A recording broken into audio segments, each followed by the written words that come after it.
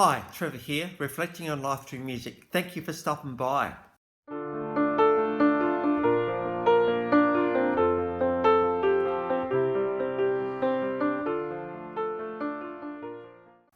Well, coming again today, you're very, very welcome. I trust you enjoyed my last video on Donovan, and through his song Catch the Wind, we looked at going with the flow with the relationships. So I trust you found that one encouraging.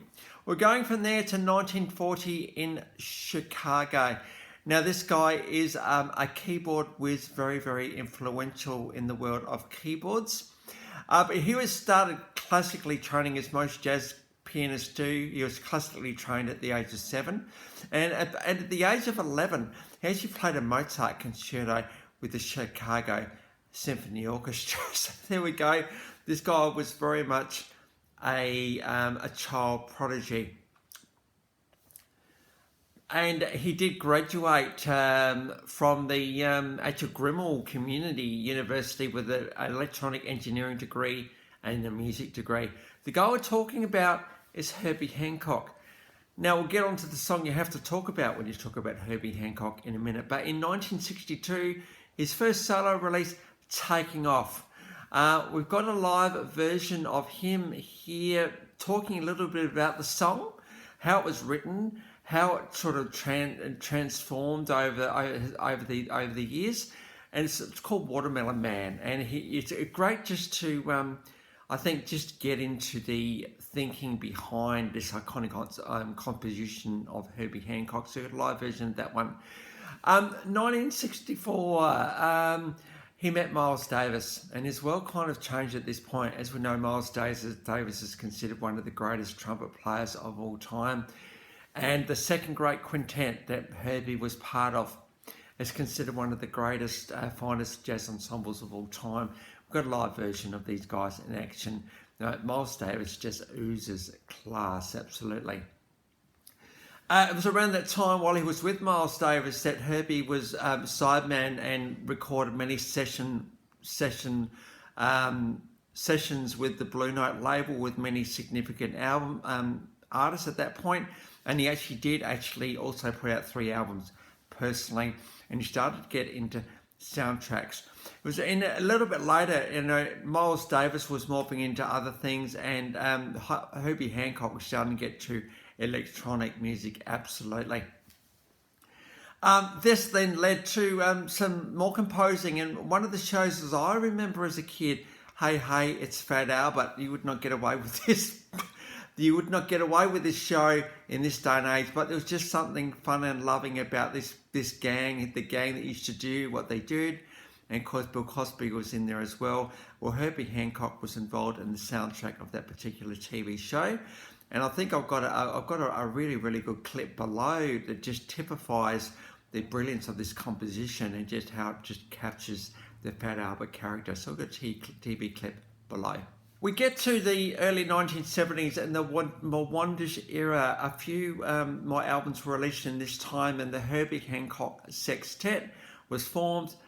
And in between 1971, 1972 and 1973, there are all albums released in that period. I've got a live version of the guys in action below. In 1974, he formed the Headhunters. We've got a live version of Spanker Lee below. Electronica, certainly around the late 1970s, early 1980s, was really and truly becoming part of not just Herbie's world, but the music world in general. And I think one of the things that we can really talk about with Herbie Hancock is he believed what was possible when you could actually morph jazz with electronic music. And of course, around that early 1980s period, Simple Minds were getting absolutely well and truly started.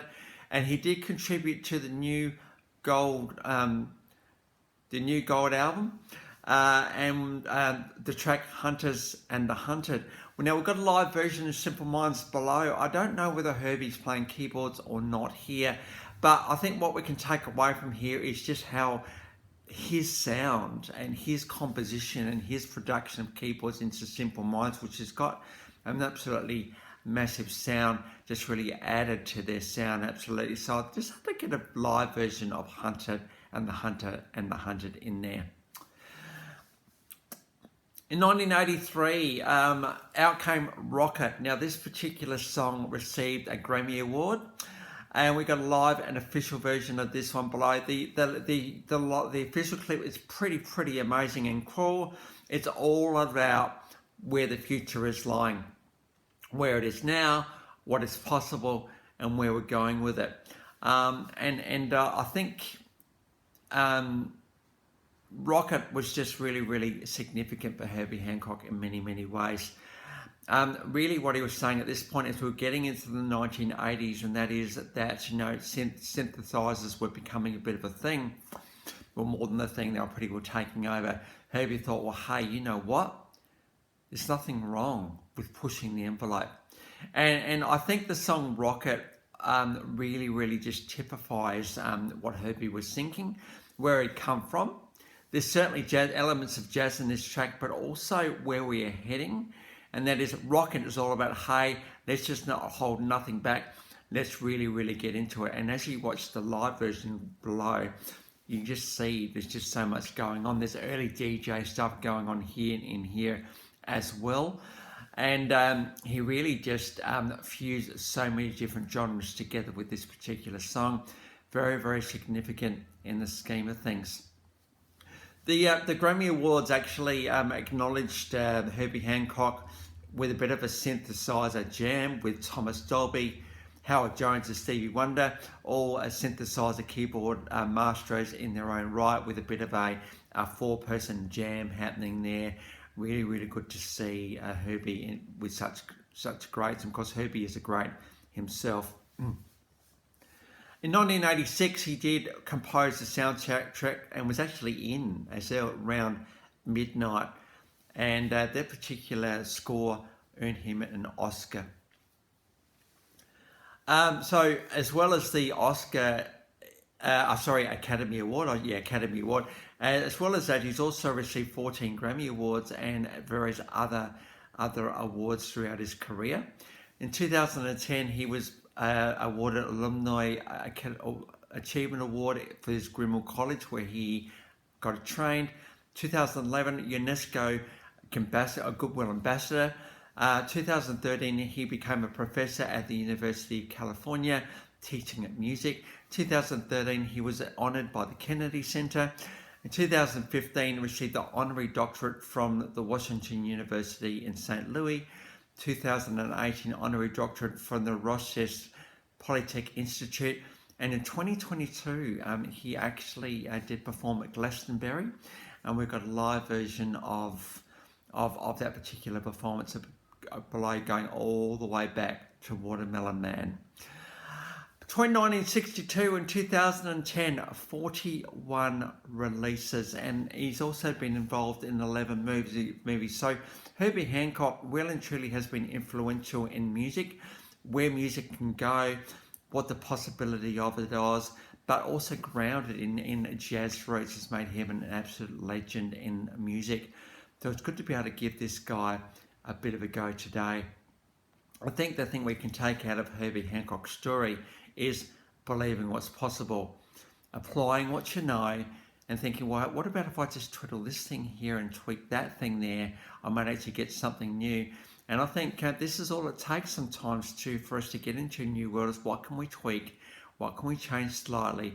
What can we work on? What do we know that can actually change our world and the world around us? I think we can take that out of Herbie's story today. So the links to those 9 clips are in the description below, and I've also included my last video from Donovan, just for something completely different. Well, next time, given I did Joe Cocker a little while ago, and I remembered that Jennifer Warnes, I thought I'd better give her a video in her own right. So that's where we're going next time. So until then, I'll catch you around. Bye for now.